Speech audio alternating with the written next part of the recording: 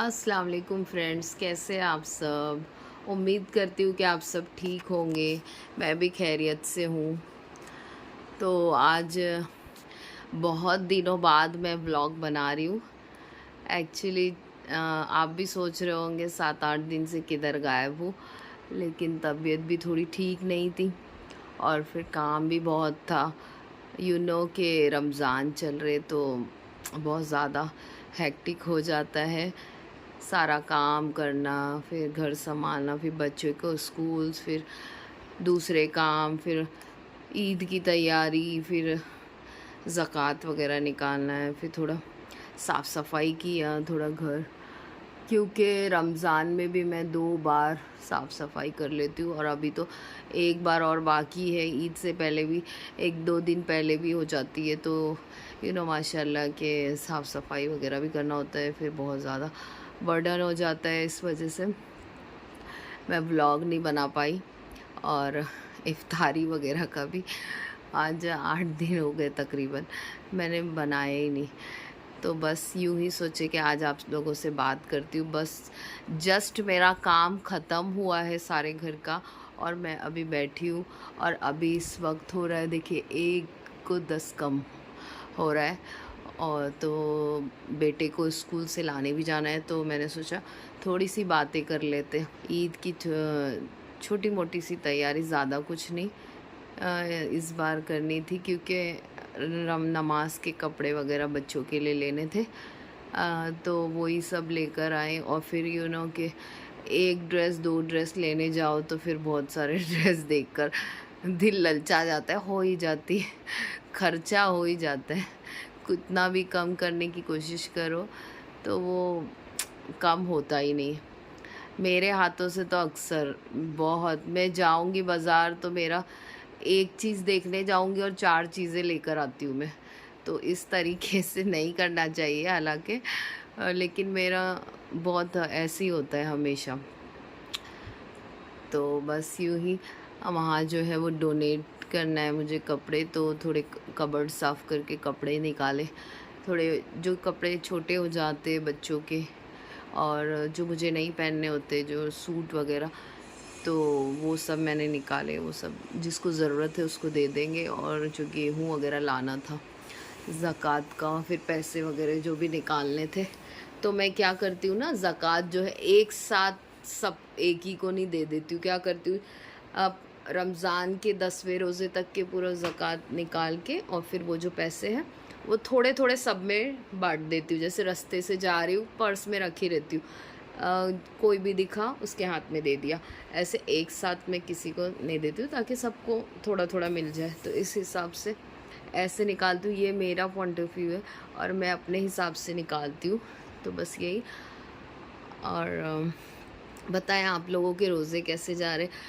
मेरे तो आज तो मेरा रोज़ा नहीं है। आज से शायद मुझे नहीं रखना है, तो 4-5 दिन के बाद में जब रोज़ा रखूँगी तो फिर आप लोगों के साथ इफ्तारी शेयर करूँगी, क्या क्या बनाती हूँ क्या नहीं। अभी तो आप लोगों को पता है कि वुमेंस प्रॉब्लम्स, तो इसकी वजह से रोज़ा नहीं है, अभी थोड़े छूट जाएंगे। तो बेटे ने बोला कि मुझे रोज़ा रखना है, तो मैंने कहा अभी तो एग्ज़ाम आने वाले हैं, तो आप रख के क्या करोगे, नहीं तो फिर पढ़ाई नहीं करता, इतना थक जाता है कि। और टेम्परेचर भी इतना ज़्यादा हाई है कि दोपहर में लू लगती है।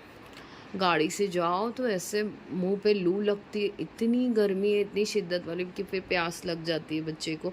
और फिर अभी एग्ज़ाम भी 24 से स्टार्ट होंगे, तो फिर कि मैं उसको नहीं रखने दी रोज़ा, तो वो गुस्सा करता है मेरे ऊपर कि आप मुझे रोज़ा रखने नहीं देते।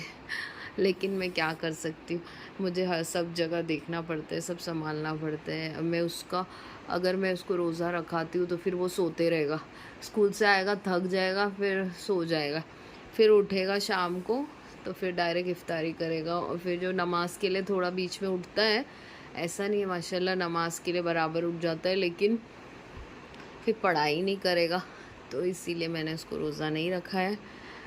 मुझे कहता आप मेरे को रोज़ा ही नहीं रखाते हो, जानबूझ के आप ऐसे करते हो। तो मैंने कहा नहीं, वो तो अल्लाह जानता है, मैं जानबूझ के नहीं करती।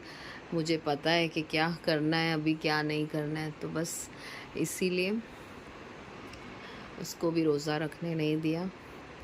और बताएं आप लोगों के रोज़े कैसे जा रहे हैं।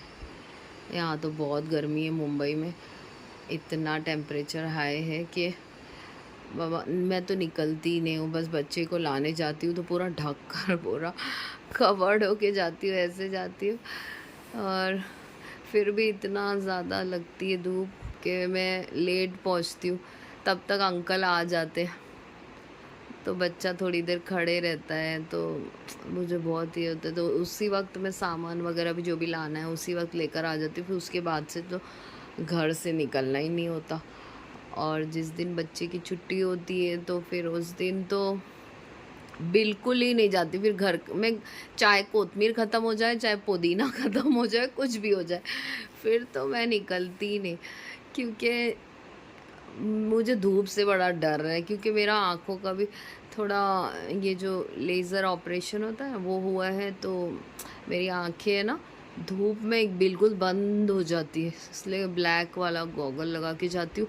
फिर भी अंदर तक धूप लगती है तो बहुत ज़्यादा आंसू निकलने लगते हैं ऐसे, और लाल हो जाती है। तो धूप को थोड़ा मैं अवॉइड ही करती हूँ, इसीलिए धूप में निकलना नहीं प्रेफर करती। अगर कुछ भी शॉपिंग करना है, कुछ भी करना है, तो वो 5 बजे के बाद जाती हूँ। 4 तक भी नहीं निकलती हूँ, 5 के बाद से निकलती हूँ ताकि ठंडे में शॉपिंग हो जाए, सब कुछ हो जाए, और सामान वगैरह भी जो भी लाना है वो हो जाए। और बस यही है, रूटीन चल रहा है अभी। अभी जो है रगड़ा बनाने वाली थी बच्चे लोगों के लिए, और हमको खाना था, तो मैंने सोचा आपको भी इसकी रेसिपी शेयर कर दूंगी, बहुत इजी और मज़ेदार सा। तो अभी शेयर करूंगी मैं आप लोगों को रगड़े की रेसिपी। और जो है रोज़ा रखूंगी तो फिर इफ्तारी की मैं बनाऊंगी, ठीक है। तो अभी 1 बजने वाला है, देखिए 5 मिनट बाकी, तो चले अभी 10 मिनट में तैयारी करती हूँ और 1:10 को निकल जाती हूँ बच्चे को लाने के लिए। तो चलती हूँ, दुआओं में याद रखिएगा। आप लोगों के लिए छोटा सा ये व्लॉग बनाई हूँ, और व्लॉग पसंद आए तो लाइक कीजिए, शेयर कीजिए और सब्सक्राइब करना ना भूलें। चलती हूँ, दुआओं में याद रखिएगा। अल्लाह हाफिज़।